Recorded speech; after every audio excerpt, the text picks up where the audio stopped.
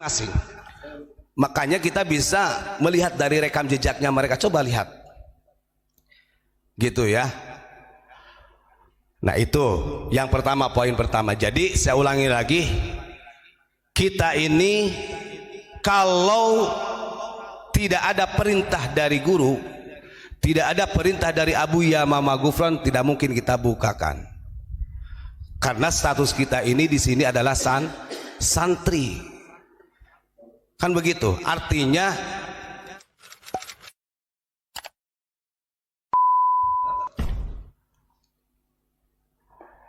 karena beliau memberikan dawuh kepada kita, suruh dibukakan satu persatu tentang kebobrokannya, tentang grendesennya daripada kaum Ba'alawi, maka dengan la haula wala quwata kita sampaikan kepada umat.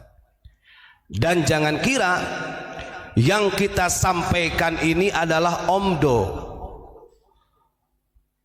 Mau itu ada muhibin yang mengatakan hati-hati, kalau gak punya bukti ya sebelum kita berbicara ini kita sudah mengantongi dulu. Karena di belakang layarnya jenengan-jenengan yang nonton di rumah tidak tahu sifat terjangnya Pondok Pesantren Unik yang betul-betul menjaga integritas Negara Kesatuan Republik Indonesia. Saya sering katakan, bahkan berulang-ulang, di zaman rame-ramenya Habib Rizik memerintahkan umatnya untuk demo di Monas, itu orang yang dimintai tolong dan petunjuk oleh kepala BIN itu Abuya Mama Gufron, bahkan sampai mengadakan seminar itu di berbagai daerah. Artinya mereka yang berbuat kisruh, kemudian ketika rekonsiliasinya kita yang dibutuhkan melalui Abuya Mama Gufron Al-Bantani. Itu catatan penting ya. Ini banyak para muhibin yang tidak tahu sebenarnya. Dan itu bukan Habib Lutfi ya, mohon maaf aja. Dan ini berulang-ulang. Hal ini berulang-ulang. Kemudian tadi Gus Ilyas menyinggung, ini masih poin pertama ya, yang berkaitan dengan orang para muhibin yang menentang masalah data tadi. Ketika Gus Ilyas menyampaikan tentang masalah gembong narkoba, terorisme dan lain sebagainya, Anda kalau pengen tahu data-datanya datang ke Pondok Unik. Dan kita ini diperkenalkan oleh Abuya Mama Gufron dengan orang-orang atas, termasuk orang-orang yang menjadi jasusnya negara. Saya katakan jasus ya dalam istilah Arab. Kalau Muhyiddin Habib harusnya tahu spionasenya. Sehingga kita ini punya data, punya informan yang sangat akurat dan bisa dipertanggungjawabkan. Kan begitu. Bahkan termasuk bisnis-bisnis yang lainnya yang merusak anak bangsa, sedikit banyaknya kita diberitahu. Itu yang pertama. Jadi ingat ya, kita menyampaikan apapun itu tentang para habaib yang sudah membodohi umat dengan mengatasnamakan dzurriyyah Rasul, tentang kebohongan-kebohongannya mereka yang sudah membelokkan sejarah. Ingat, kita ungkap satu persatu ini berdasarkan perintah daripada guru. Karena memang ajaran di Pondok Pesantren Unik ini bukan hanya sekedar agamis, tapi membentuk karakteristik para santri supaya mempunyai jiwa nasionalis.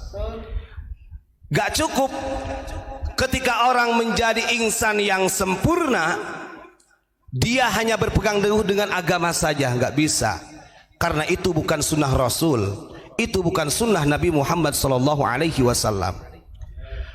Kehebatan Nabi Muhammad SAW sampai diakui oleh seluruh dunia, bukan hanya sekedar beliau mensyiarkan syariat agama, tapi beliau menjunjung tinggi agamis dan nasionalis.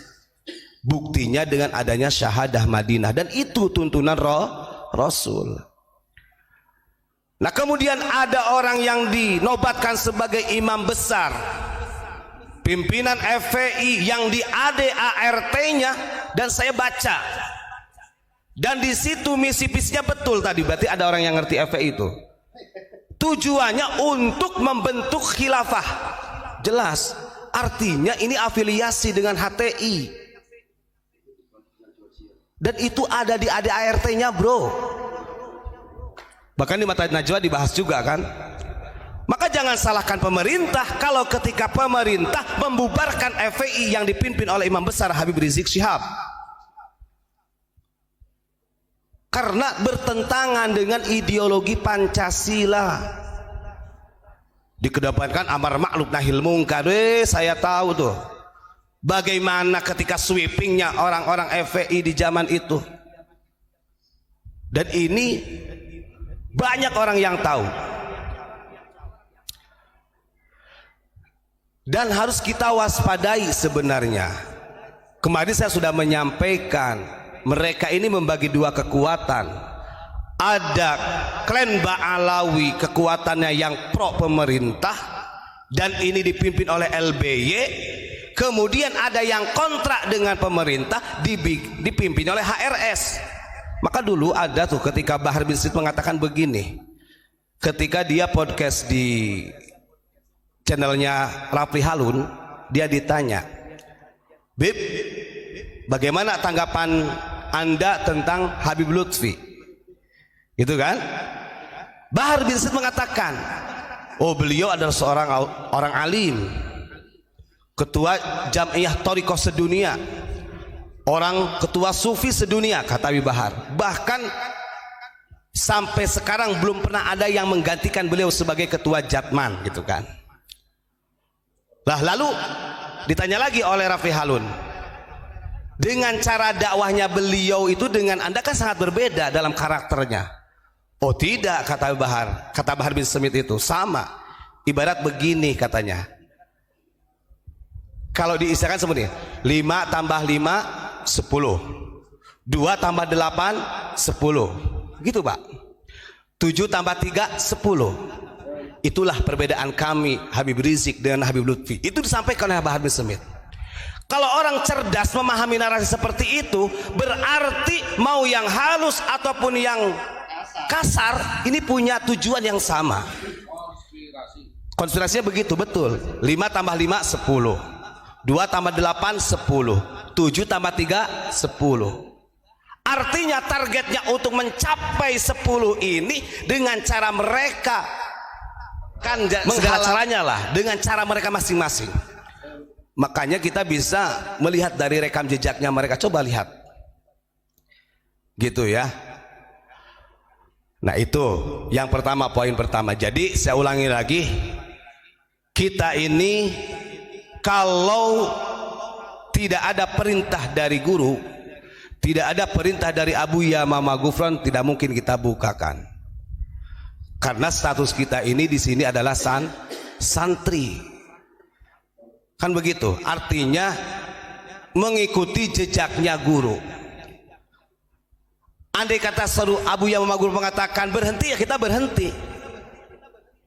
Itu catatan satu ya. Makanya saya sering pernah mengatakan begini, kalau saya nggak takut, kenapa? Karena di kanan saya pusat bahasanya. Karena di belakang layar ada guru. Kalau ada apa-apa tetap guru saya akan bertanggung jawab dengan apa yang saya sampaikan. Itu catat. Itu ya.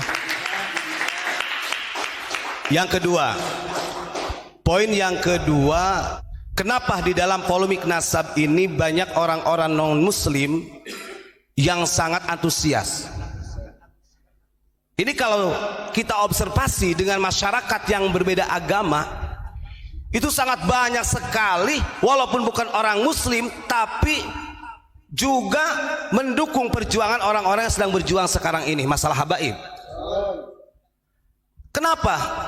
Karena bagi kacamata orang-orang non muslim dari zaman nubuwah, sahabat, tabi'ut tabi'in sampai kepada para aulia, orang muslim ini punya jiwa futuah, Pak. Artinya rasa kepeduliannya antar manusia walaupun berbeda agama ini sangat dikuatkan. Loh bagaimana tidak? Nabi Muhammad sallallahu alaihi wasallam itu bukan orang yang membentuk agama Islam.